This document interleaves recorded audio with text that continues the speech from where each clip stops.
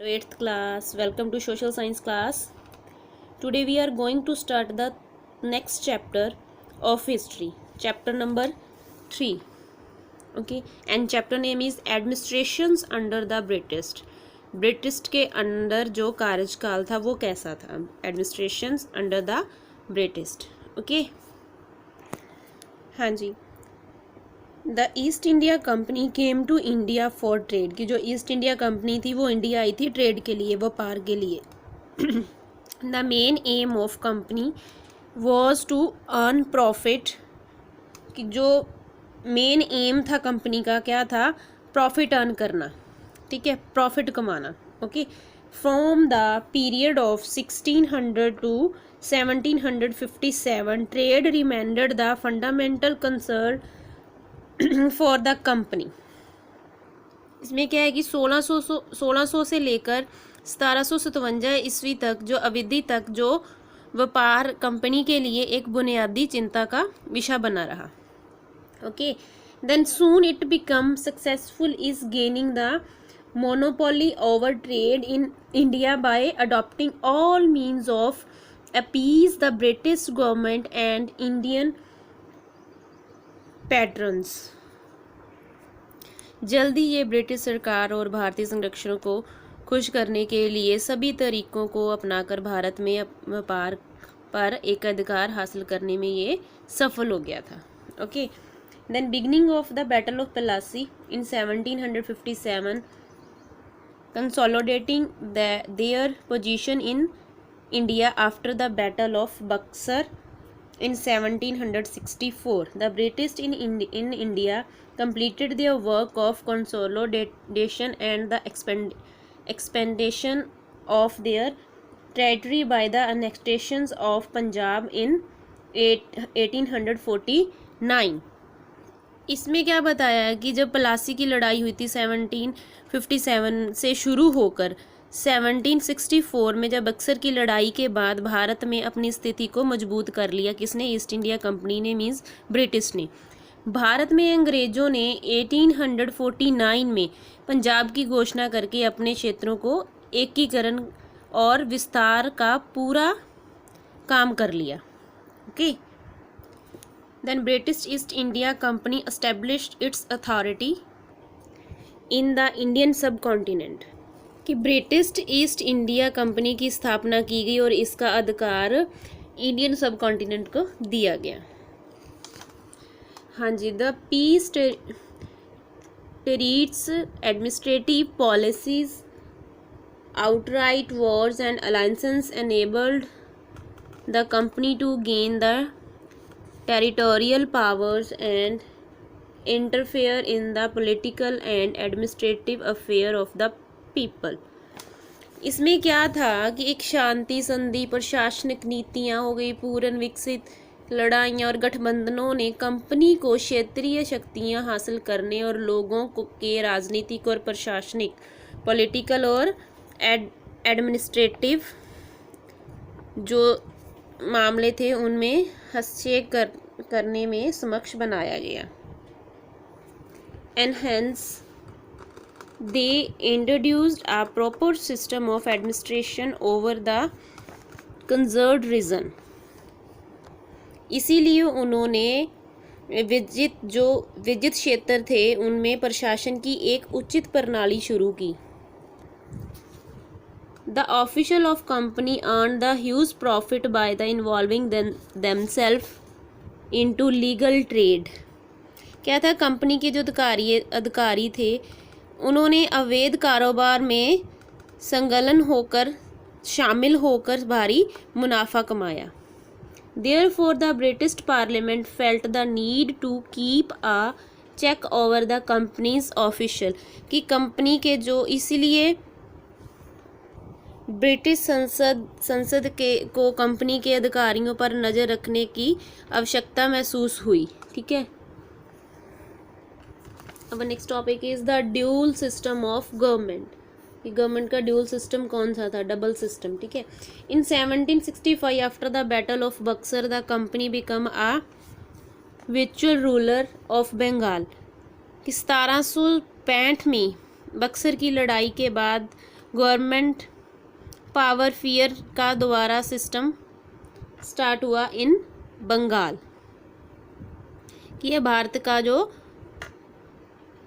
का वो क्या बना, आभासी शासक बन गया। ठीक है। It acquired the Diwani rights of Bengal, Bihar and Odisha. Now in Odisha, it adapted the system of dual government here. क्या कि उसने बंगाल, बिहार और उड़ीसा के दीवान का अधिकार प्राप्त कर लिया। इनसे ये दोहरी डुअल सिस्टम गवर्नमेंट की प्रणाली को अपनाया। ठीक है। This system was also popular as a diarchy. Diarchy का आता है double system of government. Under this system the nawab become a puppet at the hand of British. He had a responsibility but no power. इस system में क्या होता है कि the nawab become a puppet, की नवाब एक पपेट की तरह काम करता है at the hand of the British, की जो ब्रिटिश सरकार थी उनके हाथों पे नचने वाली कठपुतलियाँ बन के रह जाता था। ही हैड अ रिस्पॉन्सिबिलिटी, उसके पास रिस्पॉन्सिबिलिटी तो है बट नो पावर, पर उसके पास पावर नहीं है। On the other hand, the company had enough political power but no responsibility. कि जो कंपनी थी अदर हैंड दूसरे हाथ क्या था कि कंपनी के पास इनफ पॉलिटिकल पावर, उसके पास काफ़ी पॉलिटिकल पावर होती थी बट नो रिस्पॉन्सिबिलिटी, पर उसकी रिस्पॉन्सिबिलिटी नहीं होती थी। The company official become busy uprising wealth, कि जो कंपनी के अधिकारी थे वो धन का जायजा लेने के लिए बिजी थे। ठीक है। The period of dual system of government in 1765 to 1772 proved a great misery for the Bengal. क्या था कि जो दोहरी प्रणाली थी जो ड्यूल सिस्टम था, उसका कार्यकाल कितना था, 1765 से लेकर 1772 तक। Okay. Plunder, corruption and Mala administrations were the key features of this system, कि लूट, भ्रष्टाचार और गुंडागर्दी। ठीक है। भ्रष्टाचार और गुंडागर्दी। ठीक है। ये इस प्रणाली की जो प्रमुख विशेषताएं थी। ठीक है। Finally when in 1772 Warren Hasting was appointed as the governor of Bengal, कि 1772 में वरेन हेस्टिंग था, उसको अपॉइंट किया गया था as a governor of Bengal. He obliged his system and the company undertook the rule directly through its own official।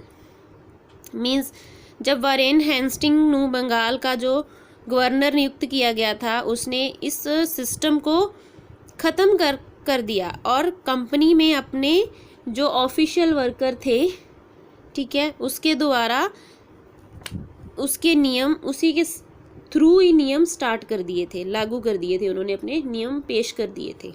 Understood this one. Next topic is administrative reformer under the company. First is Regulating Act of 1773.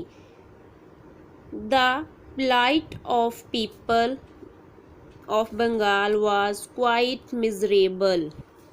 The company reached to the verge of bankruptcy. A tribal famine broke out in Bengal and more than the third of the population died of starvation। Okay.